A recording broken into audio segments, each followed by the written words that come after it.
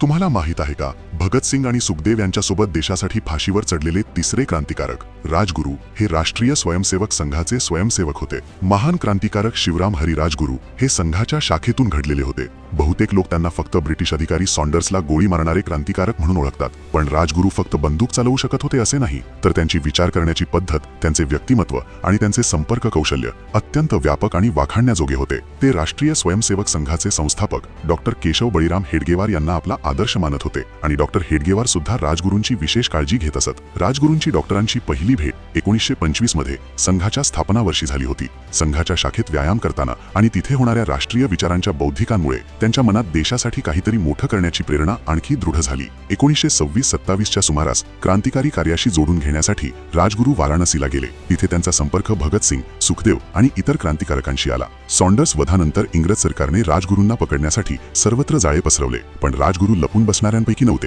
ते अमरावती, अकोला, नागपूर आणि वर्धा अशा भागांत फिरत राहिले आणि युवकांना इंग्रजांविरुद्ध जागृत करत राहिले. 1929 मध्ये जेव्हा राजगुरू नागपूरला आले, तेव्हा त्यांची पुन्हा हेडगेवारांची भेट झाली. तेव्हा परिस्थिती अत्यंत गंभीर होती. हेडगेवारांनी त्यांना पुण्याला जाऊ नका असे स्पष्टपणे सांगितले, कारण ब्रिटिशांकडून अटकेचा धोका होता. त्यांना सुरक्षित ठेवण्यासाठी संघाशी संबंधित भैयाजी दाणी यांच्या माध्यमातून उमरेड येथे निवास व्यवस्था देखील करण्यात आली. परंतु राजगुरूंनी हा सल्ला नाकारला आणि ते पुण्याला गेले. 30 सप्टेंबर 1929 रोजी त्यांना अटक झाली. संघाने आपल्या परीने त्यांना वाचवण्याचा प्रयत्न केला, मात्र अखेरीस राजगुरूंनी देशासाठी बलिदान दिले. हा संबंध इतिहासाच्या पुस्तकांत फारसा दिसत नाही, कारण हे मूक बलिदान जाणून बुजून दुर्लक्षित करण्यात आले. राजगुरू आणि राष्ट्रीय स्वयंसेवक संघ यांच्यातील हे नाते दर्शवते की स्वातंत्र्य लढा फक्त एकाच मार्गाने लढला गेला नाही. कुठे एखादी संघटना मागे उभी होती, कुठे संस्कार होते, तर कुठे सशस्त्र क्रांती होती. या सर्वांना एकत्रितपणे समजून घेतल्याशिवाय भारतातील स्वातंत्र्याचा इतिहास कधीच पूर्ण होऊ शकत नाही.